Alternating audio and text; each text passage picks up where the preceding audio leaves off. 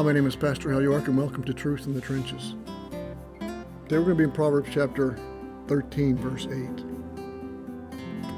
The ransom of a man's life is his wealth, but a poor man hears no threat.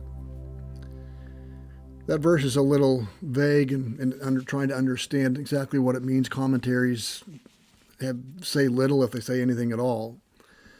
But let me give you my take on it, just something to think about. The life of the rich. Most people, if they had to choose to be rich or poor, it's a no-brainer. They would choose to be rich. The perks of being rich are many. Living in a nice house, have nice cars, nice clothes. Our kids are looked after when it comes to provisions, when it comes to college, and so on. But I think this verse is hinting at something. If you were to walk in the designer's shoes of the rich person for a while, you might change your tune. The cares and the concerns of the rich are many. There's the fear of being taken advantage of, the fear of being robbed, the fear of being kidnapped. They worry about investments, the downturns of the stock market. Their lives often feel like a target. Thieves generally don't rob poor people, they rob rich people. Thieves don't drive around looking at homes of poor people. They look for expensive cars in the driveway. They look for big homes, big yards, big toys. All meaning these people have money.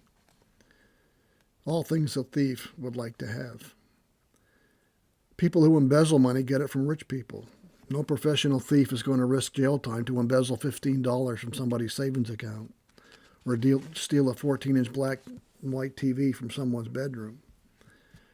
Rich people are the targets of the crooked accountant or the dishonest agent. They are the target of those who would kidnap them or hack into their computers and hold them for ransom because they have nice things, because they have money.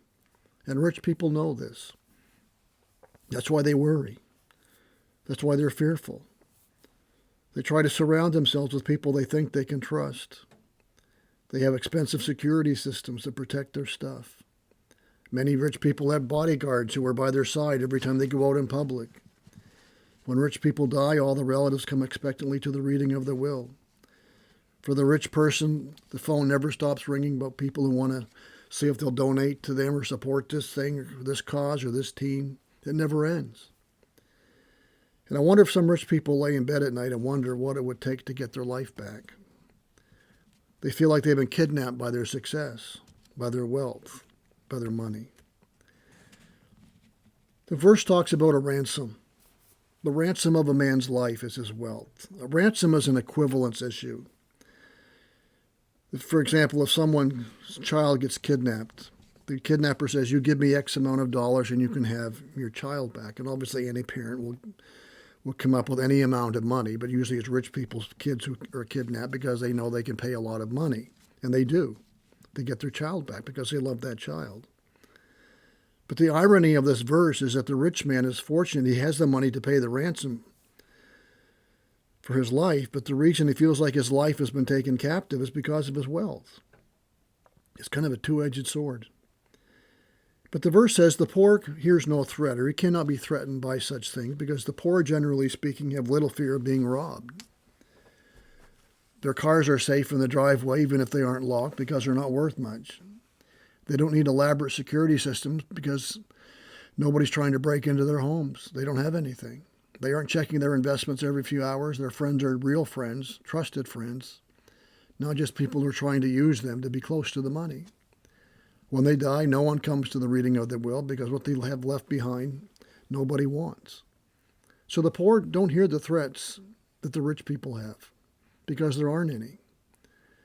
We know from reading Proverbs that it's not a sin to be rich and it's not a sign of godliness to be poor. But I think we in our culture have equated riches with happiness and purpose and success. But such things are not found in riches. They're found in righteousness, godliness, and walking with Christ. And there are many rich people who are very godly and very righteous. And there are very poor people who are very righteous and very godly as well. But it has nothing to do with their income. It has to do with their walk with Christ. In Proverbs 30, verse 7, the writer puts an interesting twist on this. He says, two things I ask of you, deny them not to me before I die. Remove far from me falsehood and lying. That's number one. And number two, give me neither poverty nor riches. Feed me with the food that is needful for me. Feed me with the food that I need. God knows what we can handle. God knows what we need. And the writer's saying, listen, I want you to feed me with what I need, what I can handle. The writer seems to understand something few people understand today. There's three options, not just rich or poor. The writer of Proverbs says there's a third option. Give me neither poverty nor riches. Feed me with the food that is needful for me. Meet my needs. Keep me from the dangers associated with both poverty and riches. And there are dangers associated with both. There are temptations associated with both. We must not forget that. What he says in verse 9, he says, lest I be full and deny you and say, who is the Lord? That's the rich person. Or lest I be poor and steal and profane the name of the Lord.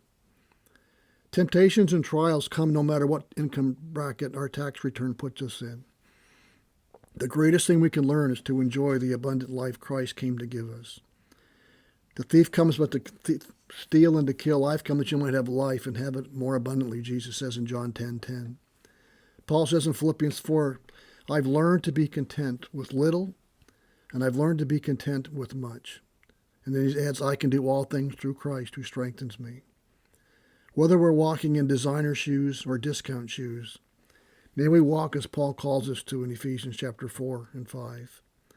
I therefore, a prisoner of the Lord, urge you to walk in a manner worthy of the calling to which you've been called, with all humility and gentleness, with patience, bearing with one another in love, eager to maintain the unity of the Spirit in the bond of peace. As I said earlier, this has nothing to do with your income and everything to do with your heart. Therefore, Paul says in Ephesians 5, look carefully then how you walk, not as unwise, but as wise, making the best use of the time, because the days are evil. Therefore, do not be foolish, but understand what the will of the Lord is. Those are great verses for no matter what your income tax bracket is. To walk wisely, to make the best use of the time, because the days are evil. Therefore, do not be foolish, but understand what the will of the Lord is for you. So may this truth guide us and guard us in the trenches of life, which we seek to live our lives for the glory of God and the good of others. May God bless.